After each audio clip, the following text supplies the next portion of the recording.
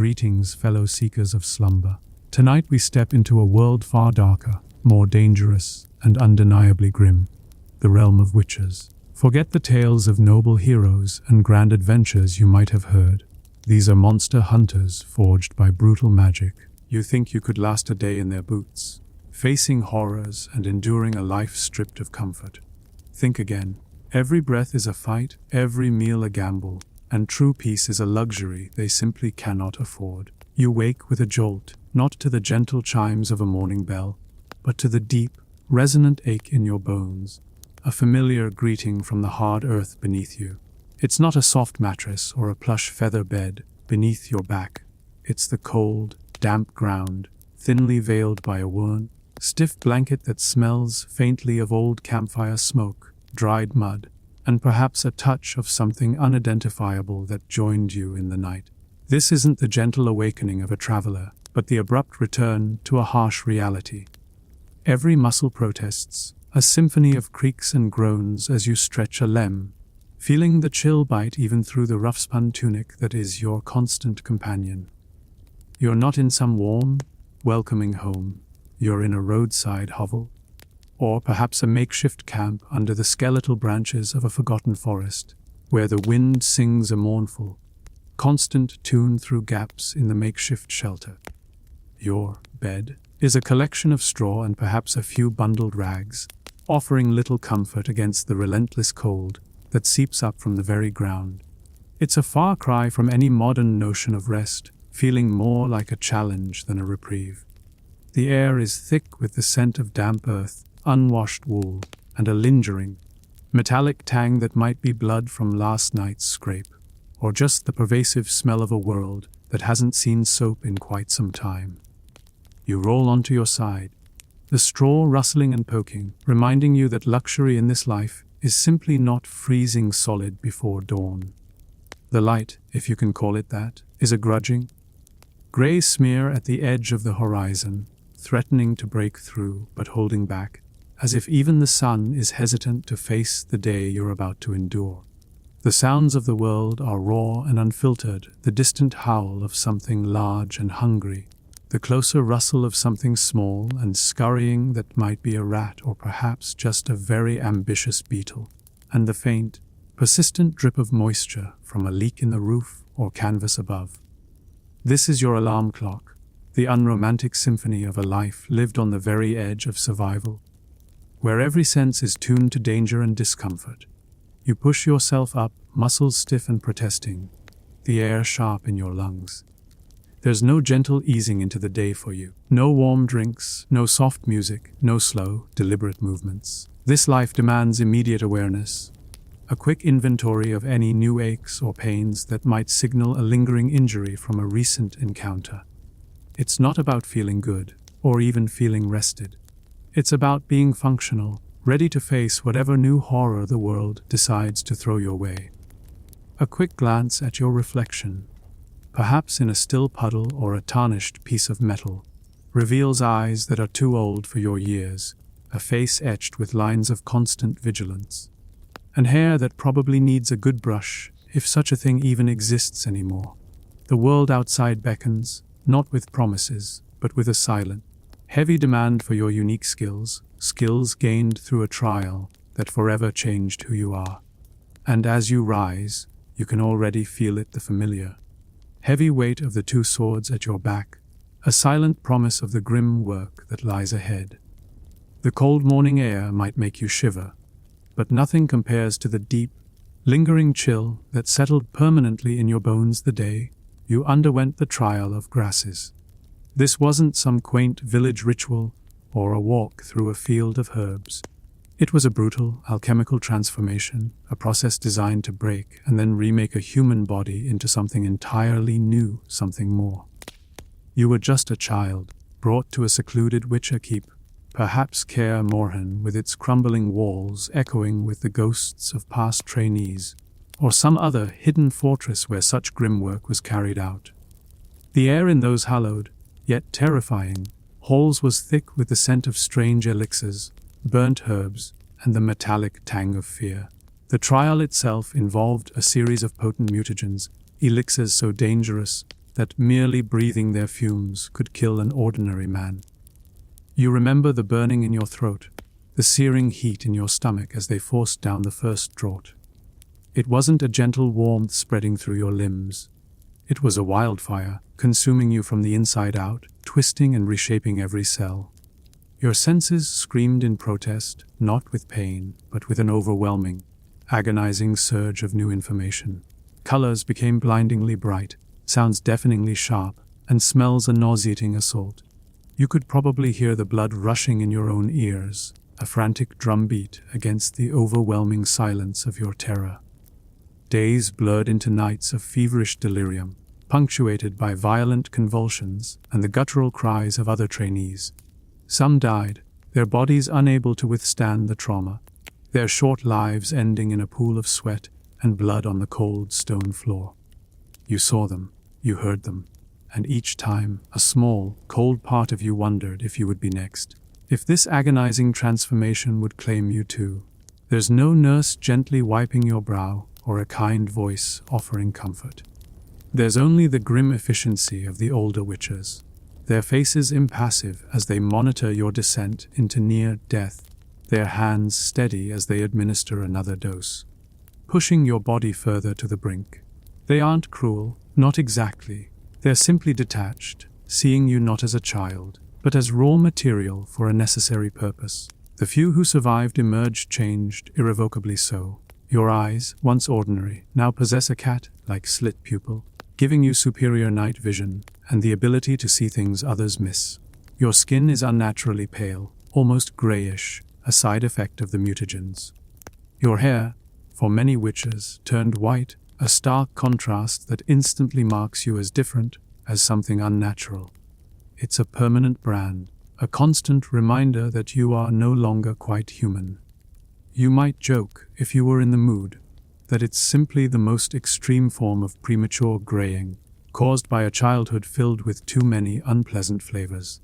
The mutagens also enhanced your strength, speed, and endurance, making you faster than any man, stronger than many beasts. You can recover from wounds that would kill an ordinary person, and poisons that would drop a knight in his tracks, merely make you feel a bit sluggish. It's like living your entire life with an extra gear, always ready, always alert. But these gifts came at a terrible cost. The trial of grasses stole your ability to have children, rendering you sterile. It also stripped you of most deep emotions, dulling the sharp edges of joy, sorrow, and love. You exist in a kind of quiet calm, a detached observer of the human drama, which is probably a mercy considering the horrors you face daily. Imagine living in a constant state of mild emotional flatness, where a beautiful sunset elicits a nod of appreciation, but not a gasp, and a friend's passing registers as regret, but not soul-crushing grief. It's a necessary trade-off for a life spent fighting horrors, but it's a constant, silent price you pay, a piece of your humanity willingly sacrificed on an alchemical altar. The memories of the trial themselves are fragmented, like a fever dream.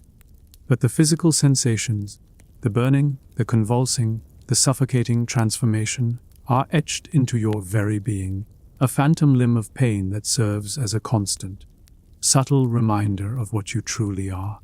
You carry it with you always, a part of the air you breathe, the way you move, and the way you see the world, knowing that this grim beginning was the only way to become a witcher. Before you even think about engaging with a monster, your day as a witcher involves a ritual of preparation, a methodical process that borders on the obsessive, and for good reason. Your life and the lives of those you protect depend on it. You begin not with a hurried grab and go, but with a deliberate check of your twin swords, always at your back, a familiar weight against your spine. One is steel for humans and beasts of this world, gleaming dull against the dim light, its edge kept keen enough to slice through a tough hide as easily as butter. The other, silver, for the unnatural horrors that roam the lands. Polished to a muted shine, its blade humming faintly with the magical properties that make it deadly to creatures born of dark magic. You run a finger along the length of each, feeling for nicks or imperfections, ensuring they are ready for the brutal dance ahead. It's not just about sharpness, it's about balance, the familiar weight in your hand, an extension of your own mutated body. Next comes the careful selection of oils and potions, small, corked vials clinking softly in your belt pouches. These aren't fancy elixirs designed for a king's ailments. These are alchemical concoctions, distilled from rare herbs, monster parts, and who knows what else, each with a specific, often unpleasant effect. You might dab a sticky, pungent oil onto your silver blade, preparing it to burn a monster's flesh on contact. Or perhaps you uncork a vial of a potent potion, its contents swirling with unnatural colors. This isn't a refreshing drink. It's a foul, tasting liquid that will enhance your senses, give you temporary strength, or allow you to see in complete darkness, all at the cost of your stomach protesting violently for a few uncomfortable moments. The smell alone is enough to make an ordinary person gag. You've long since grown accustomed to the bitter taste and the strange, cold rush through your veins as the mutagens take effect, knowing that a moment of nausea is a small price for survival. Then there are your signs, the simple, yet effective, magical abilities you possess. You might make a quick gesture with your hand, feeling a faint spark of energy as you mentally prepare for the protective shield of Quen, or the fiery burst of Igni. These aren't grand spells, they are economical, swift applications of minimal magic, designed to give you an edge, not to overwhelm. They are tools, like your swords and potions, to be used precisely and efficiently. You know the exact movement, the subtle flex of muscle, the quick mental command that brings them forth, a flicker of arcane power in a world that often dismisses it as trickery. Your armor, usually made of toughened leather or boiled hide, is always worn and patched, but meticulously maintained. It's not the gleaming plate of a knight. It's functional, flexible, and designed for mobility, allowing you to move swiftly in combat. Every buckle, every strap is checked. A loose piece of armor could mean a fatal blow. You might have a series of throwing knives, their blades sharp and balanced, or a small crossbow tucked away, loaded and ready. Every piece of equipment has a purpose. Every item is accounted for. There's no room for sentimentality in this life, only practicality and efficiency. You also ensure your monstrous trophies are secured, those ears, claws, or teeth collected from past kills that serve as proof of completed contracts. It's not about bragging, it's about getting paid. Imagine carrying a bag of decaying monster parts, sometimes still dripping, to prove you've done your job. It's a job requirement, unfortunately. Finally, you ready your horse, Roach. Yes, there have been many roaches, a running joke in a life that offers little humor, but each one is a loyal companion, a necessary means of transport across treacherous terrain. You check her tack, feed her a handful of oats, and murmur a few quiet words. She's more than just a mount. She's a partner, carrying your gear, your supplies, and your weary self across leagues of dangerous land. This constant cycle of preparation is drilled into you from your earliest days. It's a ritual born of necessity, a grim ballad of sharpening steel, uncorking vials, and dunning worn leather, all in anticipation of the moment you will stand face to face with something truly horrifying. Because in your line of work, a lack of preparation isn't just an inconvenience, it's a death sentence. With your gear prepared and your senses honed, the next, often tedious, step is the relentless pursuit of the monster.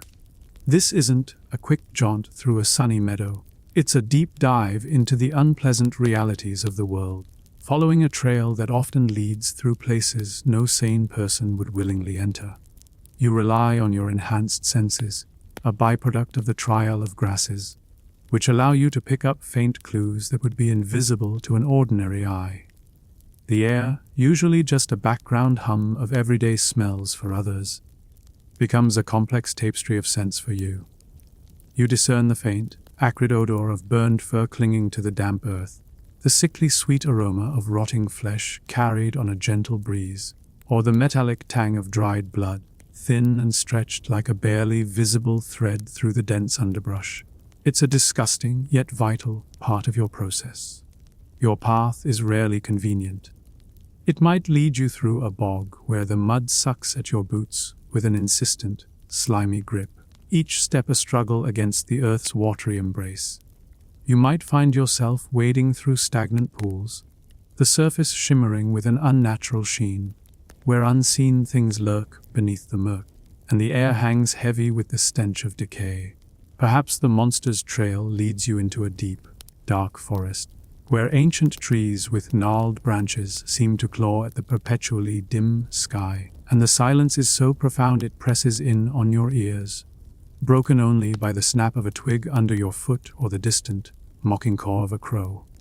Every rustle in the leaves, every shadow that shifts, is a potential threat, and your heightened senses are a blessing and a curse, keeping you constantly on edge. You examine footprints, not just for their shape and size, but for the subtle drag marks of a heavy tail, the unusual splay of claws, or the way the earth seems to have been disturbed by something unnatural. You look for broken branches, not just any broken branches, but those snapped at an unnatural height, or with splinters that glint suspiciously in the faint light. You might find tufts of hair clinging to thorns, hair that feels unnaturally coarse or shimmers with an eerie luminescence.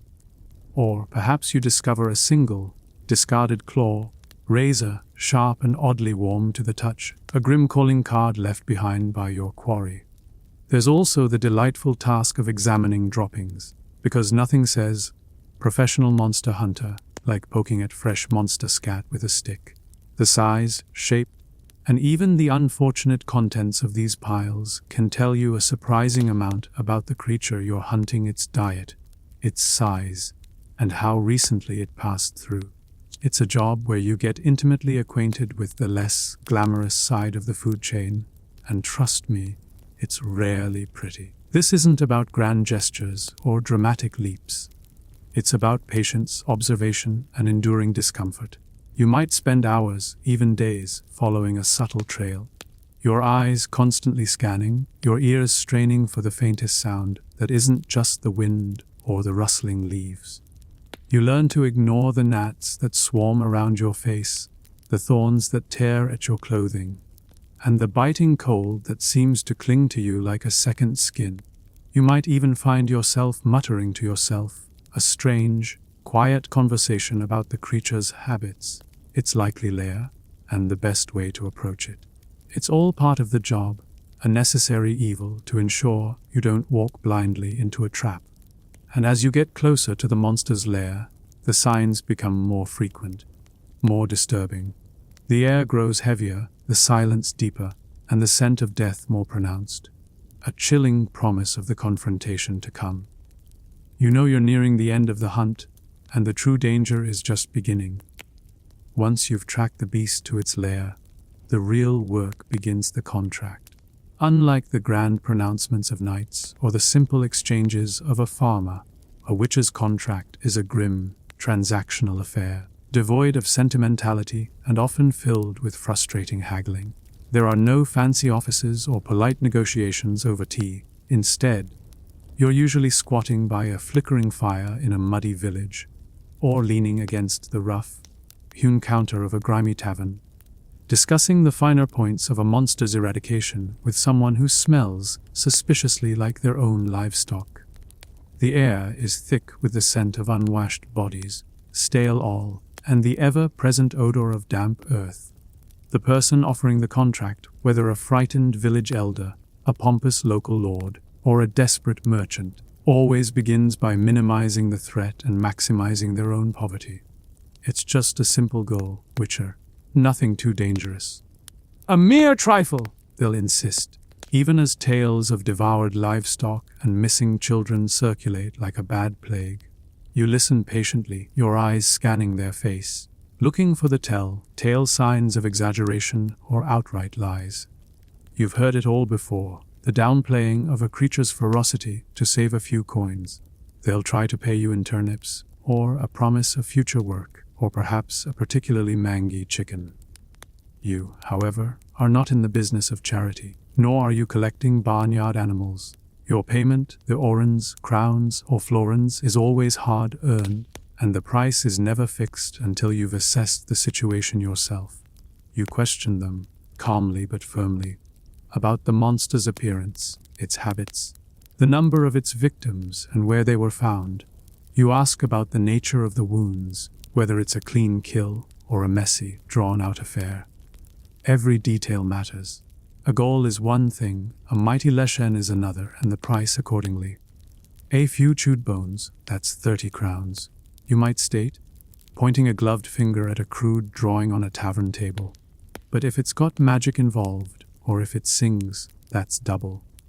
And if it turns out to be something that requires me to wear more than 3 layers of steel, then we're talking real money, like enough to buy a new horse. Not just mend the old one's temper.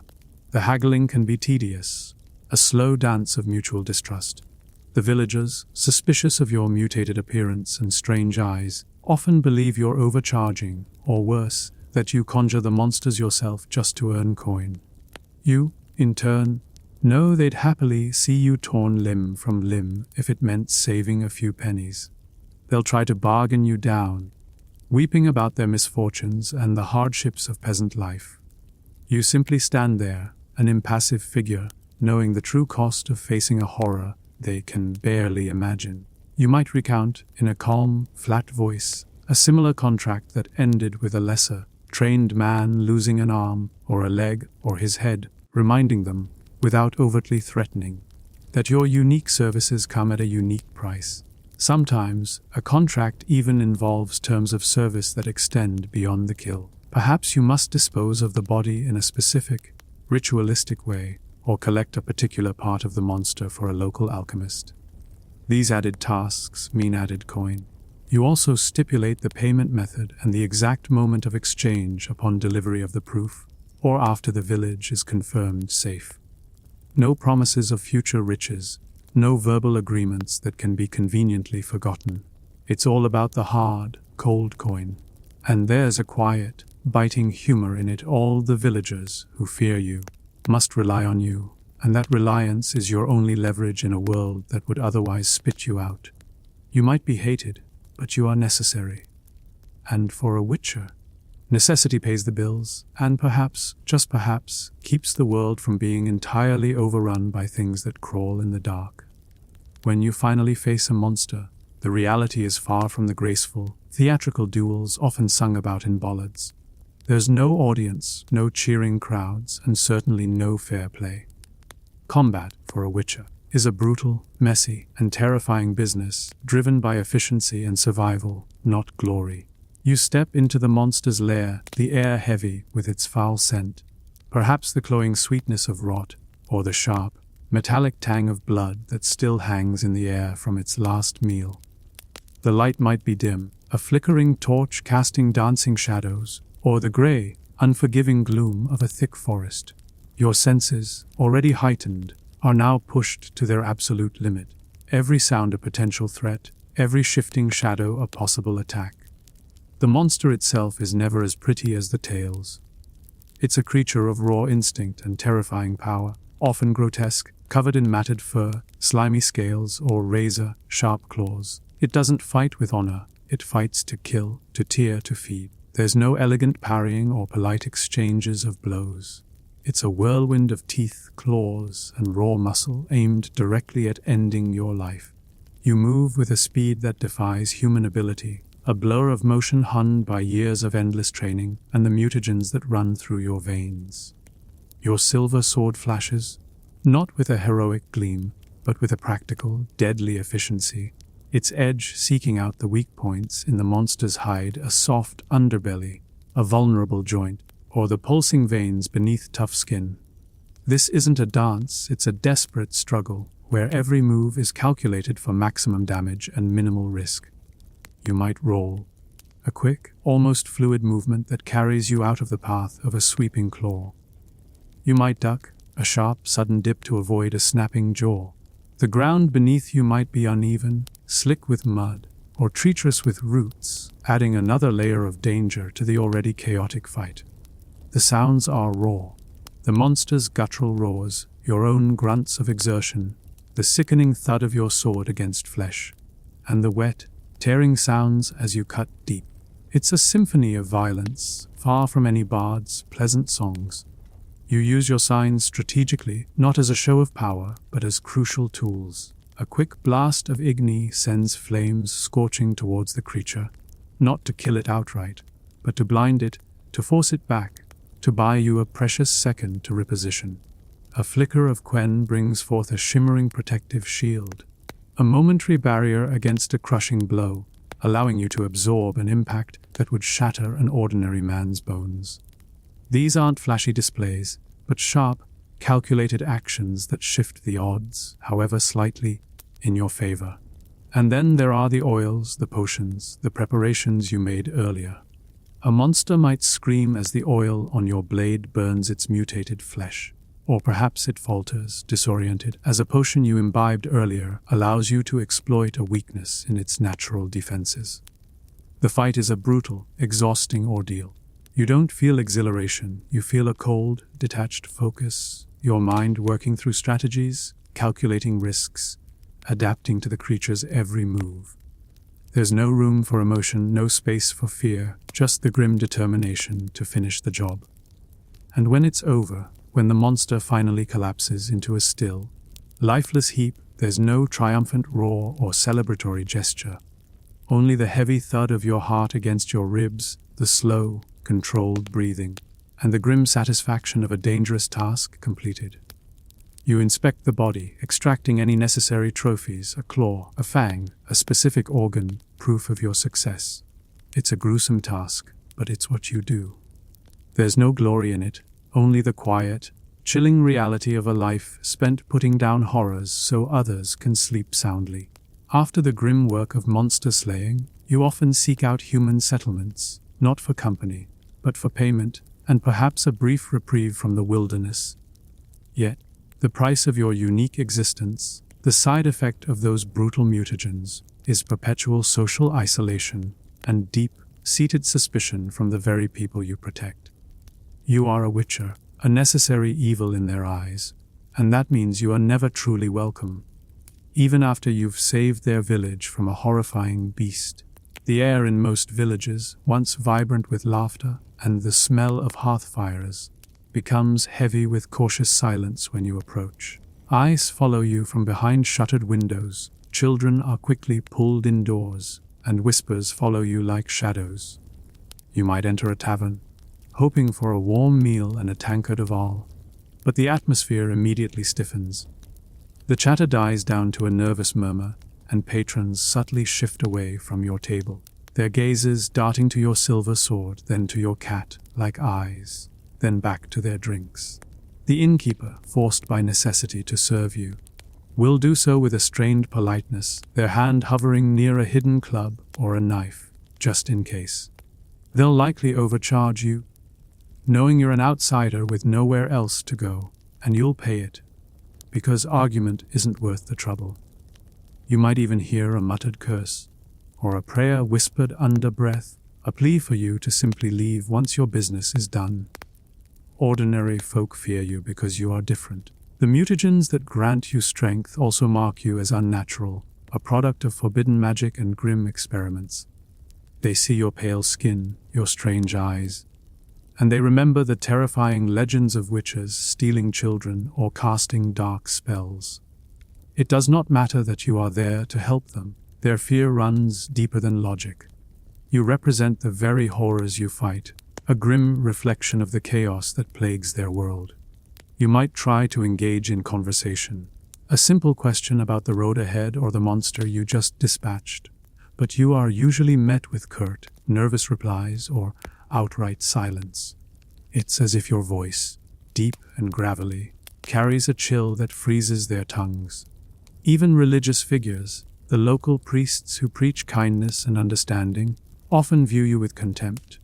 To them, your existence is an affront to divine order, a monstrous creation that should not be. They might openly denounce you from the pulpit, warning their flock against associating too closely with your kind. You are not a blessed warrior, you are a tool, and a tainted one at that, meant to be used and then discarded.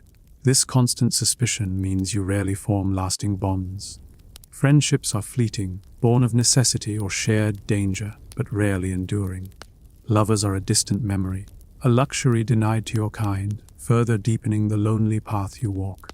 The social isolation is a heavy burden, a constant reminder that you belong nowhere, that your purpose is solitary. You are a wanderer, forever moving from one place of terror to the next, never truly finding a home among humanity. You might even find a grim amusement in it all, the irony of being reviled for protecting those who revile you. It's a particularly cruel joke, this constant need to be near people, only to be reminded again and again that you are not one of them. And so, you accept the solitude, the whispers, the fearful glances, knowing it is the price of your power, and the grim reality of a life dedicated to fighting monsters, only to be seen as one yourself. Life on the road for a witcher is a constant exercise in enduring discomfort, and hospitality is a word rarely applied without heavy irony. You don't stay in grand castles with warm baths or plush beds, nor do you enjoy the simple, clean comforts of a prosperous merchant's home. Instead, your nights are often spent in places that barely qualify as shelter, places where the wind howls through every gap and the local vermin are more plentiful than paying guests. It's a stark contrast to any romantic notions of wandering adventurers, revealing the true, grim reality of a life lived on the fringes. Imagine a typical inn, if you can call it that. It's usually a single, large room, smoky and dim, with a perpetually damp floor made of compacted dirt that might squelch faintly underfoot. The air hangs heavy with the smells of stale ale, unwashed bodies, and whatever unfortunate meal is simmering in a perpetually dirty pot over a sputtering fire. You find a corner, perhaps a spot near the hearth if you're lucky enough to claim it. But even then, the warmth is fleeting, mostly roasting the front of you while your back remains stubbornly cold. The benches are rough and splintered, and the tables are caked with layers of ancient grime and spilled drinks. It's a place where privacy is a forgotten concept, and comfort is a distant dream. Sleeping arrangements are even less appealing. Forget private rooms, you're often relegated to a straw mat on the floor, or a shared bed with a few other weary travelers, perhaps a snoring merchant or a particularly gassy peasant. The straw itself is rarely fresh, a crunchy, rustling symphony of decaying plant matter, teeming with fleas, lice, and other tiny, unwelcome companions that make sleep a restless, itching torment. You might try to pull your cloak tighter around you, hoping for a thin barrier against the cold and the constant, subtle crawling sensation that accompanies medieval bedding. Luxury. Thy name is medieval peasant life, you might mutter to yourself, a wry, humorless joke that only you would understand, as you try to find a position where the straw isn't actively poking you in a sensitive spot. Baths are a rare luxury, and certainly not a priority. The notion of water as a cleansing agent is often viewed with suspicion in this world, believed to open pores and invite illness. Even if you found a clean source and a private space, the effort involved in heating enough water in a leaky wooden tub makes it an undertaking reserved for truly desperate circumstances, like trying to get rid of a particularly stubborn stench after wading through a monster's lair. So, you largely remain in your layers of worn wool, accumulating the smells of your travels, your combat, and the various unsavory places you've rested. The dirt and grease, in a strange twist of irony, even offer a minor form of insulation against the cold. And then there's the noise. Taverns are rarely quiet. There's the raucous laughter of drunken patrons, the loud arguments of traveling merchants, the occasional brawls that erupt over a perceived insult or a misplaced coin. Even when the establishment finally quiets down, the sounds of the night creep in the wind whistling through cracks, the incessant scratching of rodents in the walls, the distant howl of a wolf, or the closer, more unsettling snarl of something inhuman. Every sound keeps your senses on edge, a constant reminder that even in supposed safety, danger is never far. It's a life devoid of gentle repose, a perpetual state of slight discomfort and heightened awareness, a world where the best you can hope for is a few hours of unbroken, if itchy, Sleep before the sun grudgingly rises again, signaling another day of hard travel and unwelcome encounters. A witcher's diet is not about gourmet delights or comforting meals. It is about pure, unadulterated necessity. You eat to survive, to fuel a body that is constantly pushed to its limits, and often, what you consume tastes like a grim reminder of the world's harshness. Forget the feasts of kings or the fresh produce of a farmer's market. Your food is typically what can be carried, what won't spoil easily, and what provides the most raw calories for the least effort. Your meals often consist of dried meat, usually jerky made from whatever lean animal could be found or traded, tough and salty enough to make your jaw ache with every bite. It's the kind of meat that dares you to choke on it and win, providing sustenance but absolutely no joy. Accompanying this is hardtack, a dense, unflavored bread so resistant to moisture, it could probably survive a direct hit from a catapult. This isn't bread you slice. It's bread you negotiate with, often needing to be soaked in water or wine to become even remotely palatable.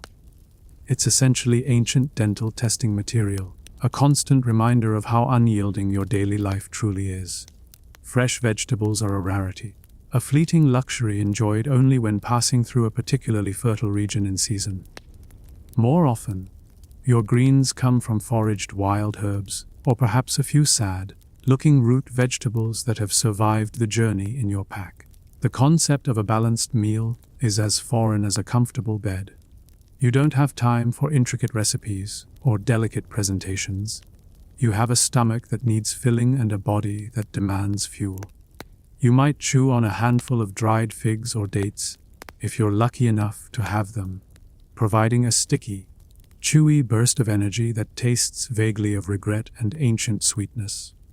These are the ancient world's version of a sugary treat, just without the convenient packaging. Water is a constant concern. You rarely drink directly from streams or wells, knowing they're often tainted with parasites or worse. Instead, you often drink diluted wine, a common practice in this world where pure water is a hazard. It's not enough to make you drunk, merely enough to make the questionable water taste less like damp saddle leather and more like, well, slightly fermented damp saddle leather. Children drink it too, a grim necessity for survival in a world where clean hydration is a luxury. Imagine starting every day with a weak, lukewarm ale, just to avoid immediate stomach-turning consequences. Cooking, when it happens, is rudimentary. A small fire, a metal pot, and whatever meager ingredients you've managed to scavenge or buy from a wary villager. Meals are often a thick, gloopy pottage, a stew of whatever grains and root vegetables could be found, simmering for days and constantly topped up with new additions. It's less a recipe and more an ongoing edible experiment, sometimes tasting faintly of smoke and desperation, occasionally with an added crunch of something you don't want to identify. There's no complaining, no fussiness. You eat what you have, because hunger is a far more immediate threat than a questionable flavor or a suspicious texture. Every bite is a calculated risk, but a necessary one to keep your mutated heart beating and your swords sharp for the next monster that inevitably crosses your path. The life of a witcher is a constant battle, not just against monsters, but against the insidious mental toll of your grim profession. Your mind, enhanced by mutagens like your body, is a sharp tool, but it's also a repository of every horror you've witnessed, every gruesome death, and every desperate plea you couldn't answer. You carry the weight of a world teetering on the edge of chaos, and that burden presses down on you with the relentless force of a mountain. Imagine seeing things that would shatter an ordinary person's sanity, not just in fleeting glimpses, but in vivid, raw detail. The smell of fear, sharp and metallic, is a constant companion before a hunt, the screams of victims echoing in your memory long after the monster is dead, play on a loop you can't turn off.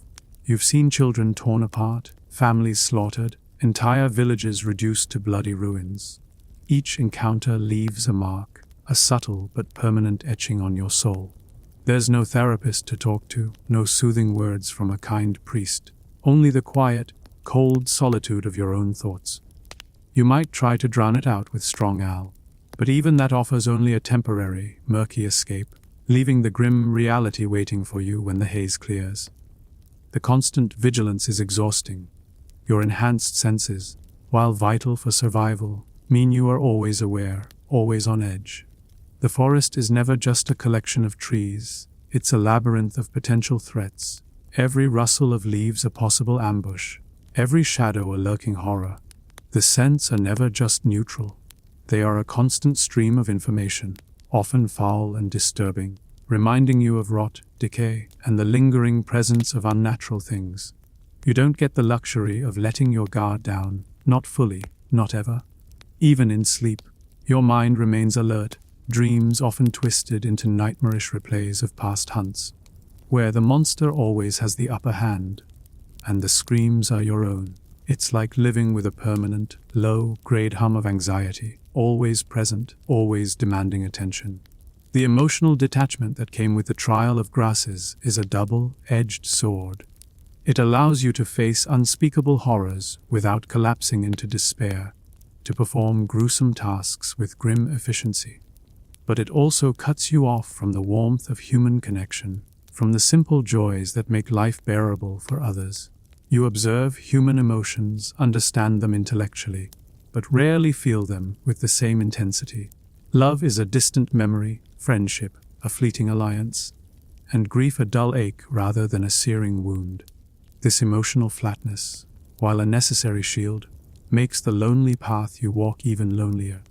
You might occasionally feel a pang of something akin to wistfulness when you see a family laughing together, a brief, fleeting sense of something lost. But it quickly passes, replaced by the practical demands of your grim existence. And then there's the existential dread.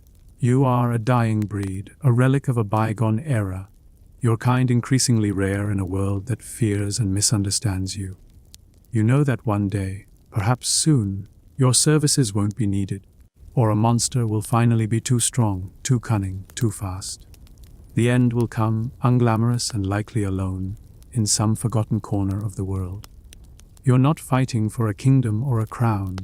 You're fighting for meager coin, for the fleeting safety of strangers, and for the grim satisfaction of keeping the world from being entirely consumed by darkness. This constant awareness of your own inevitable end, combined with the endless parade of horrors, wears down even the strongest will. It is a life of perpetual sacrifice, where your body and mind are constantly being consumed by the very purpose they were created for, leaving you with little left but the grim determination to see the next sunrise. The world, for a witcher, is a symphony of overwhelming sensations, a constant, unfiltered torrent of information that would drive an ordinary person to madness. Your enhanced senses, a direct result of the mutagens, are both your greatest strength and a perpetual, agonizing burden. Imagine being able to see in near total darkness, where the faintest glimmer of a distant star illuminates the landscape with a ghostly, unnatural clarity. You can discern the subtle shifts in the night, the way a monster's shadow falls across a distant rock, or the glint of an unseen eye hiding in the deepest shadows. This allows you to track and fight in conditions that would render others helpless. But it also means that the ordinary world is often too bright, too sharp, too painfully clear. Sunlight can feel like a physical blow, forcing you to squint even on a cloudy day, and a sudden flash of light can disorient you, a temporary blindness in a world that demands constant vigilance. Your hearing is equally acute. You can pick up the faint rustle of a mouse in a distant field, the almost imperceptible drip of water deep within a cave, or the whisper of wind through a spider's web. This allows you to hear the approach of a monster long before it's visible, to detect the subtle sounds of a trap being set, or to gauge the number of enemies hidden in the brush. But it also means that the world is incredibly loud. The constant chatter of a busy market square becomes a cacophony of overlapping voices, the clatter of hooves on cobblestones a thunderous assault, and the incessant buzzing of insects a maddening drone. You learn to filter, to focus, to pick out the important sounds from the overwhelming noise. But it's a constant effort, a mental strain that leaves you perpetually exhausted. Imagine trying to hold a conversation while simultaneously hearing the digestion of a cow in the next field and the faint creak of an old door hinge 3 houses down. It's enough to make you wish for a moment of true silence. The sense of smell is perhaps the most overwhelming. Where an ordinary nose detects pleasant or unpleasant odors, yours picks up every individual scent, layer upon layer, in vivid, almost tangible detail. The world is a pungent tapestry of decaying leaves, damp earth, human sweat, animal waste, and the sickly sweet smell of fear. You can detect the faint, cloying scent of a wraith's passage, the acrid musk of a giant arachas hiding in the undergrowth, or the metallic tang of fresh blood from a mile away. It's an invaluable tool for tracking and identifying monsters, but it means that most human settlements are an assault on your nose. The smell of a busy tavern, thick with stale beer and unwashed bodies, can be nauseating. The stench of a city street, a grim mix of human waste and animal droppings, is a constant, unavoidable presence. You learn to ignore the worst of it, to become selectively nose-blind to the most offensive odors, but the underlying assault is always there, a subtle form of torture that never truly lets up. Touch, too, is heightened. You feel every pebble beneath your worn boots, every stitch of your rough tunic against your skin, every change in the air pressure before a storm. Your body is a finely tuned instrument, registering every subtle shift in its environment. While this allows you to move with unnatural grace and precision in combat, it also means that comfort is a foreign concept. A rough blanket feels like sandpaper, a cold breeze bites deep, and a minor scrape feels like a persistent burn. You are constantly aware of your physical existence, and that awareness is rarely pleasant. This constant sensory overload, this inability to truly tune out the world, leaves you in a perpetual state of quiet exhaustion. It's a paradox. Your greatest gifts are also your greatest burdens, making you hyper, aware of a world that is fundamentally unpleasant, a harsh reality that ordinary humans are thankfully shielded from. You exist in a state of perpetual hypersensitivity, forever observing, forever reacting, never truly at peace. When the cold winds howl through the world, signaling the arrival of winter, life for an ordinary person becomes a struggle for warmth and survival. But for a witcher, already living on the edge, winter amplifies every hardship, transforming an already brutal existence into a relentless assault on body and spirit. Imagine the piercing, dry cold of a northern winter, where the air itself seems to crystallize and every breath feels like a blade in your lungs. Your thick, worn tunic and the layers of leather armor offer meager protection against the biting winds that cut through bone. You might feel the familiar ache in your joints deepen, a dull throb that turns into a sharp pain with every movement, a constant reminder of the physical tolls your life demands and the brutal alchemical processes you endured to become what you are. Shelter becomes even more scarce and less effective. The makeshift lean-tos you might construct, or the abandoned ruins you sometimes find, offer little more than a flimsy barrier against the elements. Snow piles against the thin walls, seeping through cracks and turning your meager sleeping area into a damp, freezing pit. The ground beneath your bedroll quickly becomes a slab of ice, radiating a relentless cold that seeps into your very core, making restful sleep nearly impossible. You might try to bank a small fire, carefully burying embers in ash to keep them alive until morning. But a sudden gust of wind can snuff out your fragile warmth, leaving you shivering in the absolute darkness, contemplating the grim task of trying to coax a new spark from flint and steel with frozen fingers. The effort of simply staying warm becomes a monumental task, a silent, desperate fight waged against the elements every single night. Food, already a grim necessity, becomes even harder to come by. The sparse game of autumn disappears, buried under layers of snow or driven deeper into inaccessible forests. Foraging becomes impossible, as the ground freezes solid and plants wither. Your diet, already consisting of tough, dried meat and hard bread, grows even more monotonous and meager.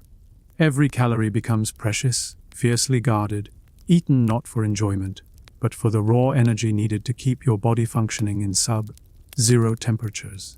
You might pass through villages, but their fear of you is amplified by their own desperation. Food is a scarce commodity, and sharing with a witcher, no matter how necessary his services, is seen as a foolish extravagance in a time of famine. You often feel the persistent gnaw of hunger, a constant companion that only intensifies with the cold, a chilling reminder of your vulnerability despite your superhuman abilities. Travel itself becomes treacherous. Roads turn into icy paths, obscured by drifts of snow that hide unseen dangers, frozen rivers, hidden ravines, or the tracks of predators made invisible by new snowfall. Your horse, invaluable in other seasons, struggles through the deep snow, its hooves slipping on hidden ice. Blizzards can descend without warning, trapping you for days, forcing you to huddle against a rock face, praying the wind doesn't strip the last warmth from your body. The chill is relentless, seeping into your worn leather boots, making your toes numb and your fingers stiff. Frostbite is a constant threat, and the idea of losing a digit or two is not a dramatic thought, but a practical concern for a man whose livelihood depends on wielding a sword with precision. The solitude that defines your life deepens further in winter. Villages are isolated. Travel between them is dangerous, and the few people you encounter are often too focused on their own survival to offer even a fleeting moment of human connection. The world shrinks to a brutal, white landscape, silent save for the howling wind and the crunch of your own footsteps in the snow. It is a time when the monsters you hunt are often more comfortable than you are, their natural defenses perfectly adapted to the biting cold.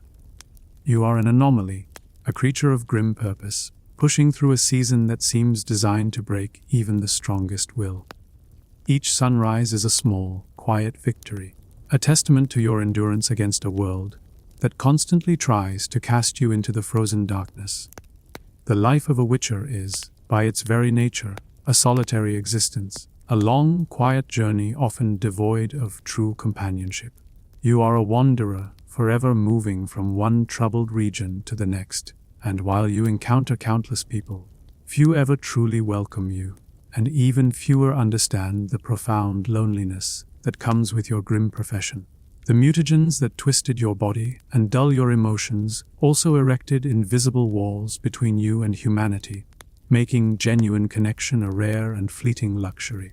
You might find yourself walking for days, sometimes weeks, through dense forests where the only sounds are the rustle of leaves underfoot and the distant calls of wild animals. You might cross vast, empty plains under a sky that seems too big, or traverse treacherous mountain passes where the wind is your only companion, whistling a mournful tune through the peaks. There's no one to share a joke with, no one to discuss the strange things you've seen, no one to simply sit in comfortable silence with by a warm fire.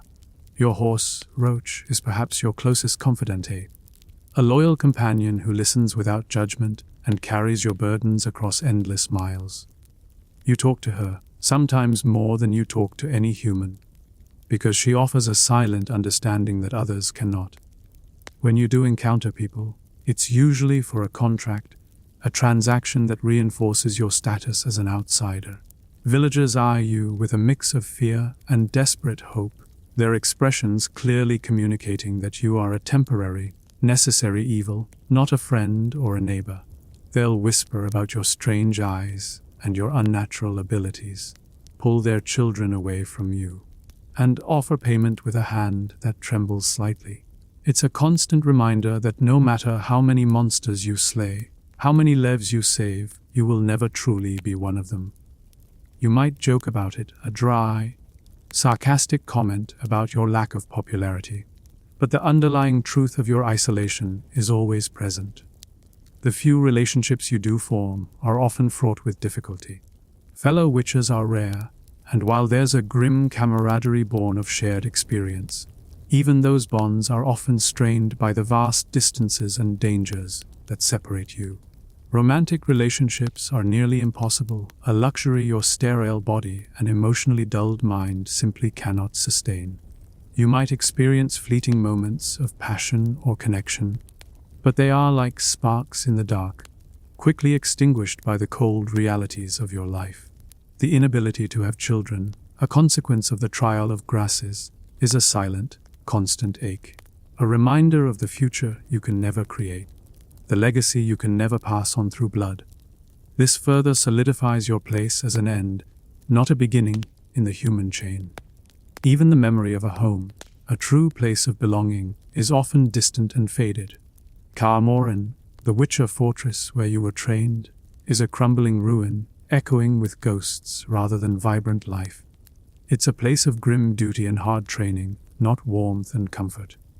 You carry your home on your back, in your worn cloak and your two swords, a perpetual traveler in a world that offers no true sanctuary. This loneliness isn't just about lacking company, it's about lacking belonging, a profound sense of being adrift in a world that simultaneously needs and despises you. It's a heavy silence that follows you through every forest, every village, and every sleepless night, a quiet testament to the unglamorous price of being a monster hunter. In the common tongue of the world, a witcher is rarely spoken of with respect or admiration. Instead, your existence is filtered through a dense fog of whispers, old wives' tales, and outright fearful legends. You are not a hero in shining armor. You are a grotesque figure, a walking myth, and the stories told about you are far more monstrous than the reality. Imagine entering a village and hearing the hushed murmurs about mutant freaks or unnatural beasts as children stare with wide, terrified eyes. These aren't just idle rumors. They are the bedrock of how society perceives you, shaping every interaction. One of the most pervasive myths is that witches have no feelings, that the trial of grasses ripped out any capacity for joy, sorrow, or love. While the mutagens did indeed dull your emotions, creating a sense of detached calm, the common folk believe you are entirely devoid of a soul, a cold, calculating machine. They might recount tales of witches taking children for their own grim experiments, or of their heartless efficiency in killing, never acknowledging the very real internal struggle you endure to maintain your composure in the face of constant horror. You are a living example of what happens when humanity tampers with nature, and the fear this inspires translates into a complete misunderstanding of your inner world. You might hear a story about a witcher who stared blankly at a crying child, then simply walked away, a tale that ignores the years of conditioning that taught you to prioritize efficiency over emotional entanglement. Another popular legend paints witches as dark sorcerers, capable of wielding forbidden magic. While you possess the basic, practical signs, small bursts of fire, simple protective shields, these are amplified and distorted in the public imagination. A flash of igni in the dark becomes a terrifying conflagration, a protective Quen shield a dark, unbreakable enchantment. Villagers might recount how you cursed a field or bewitched a beast, attributing your mundane but effective monster hunting techniques to dark, supernatural powers.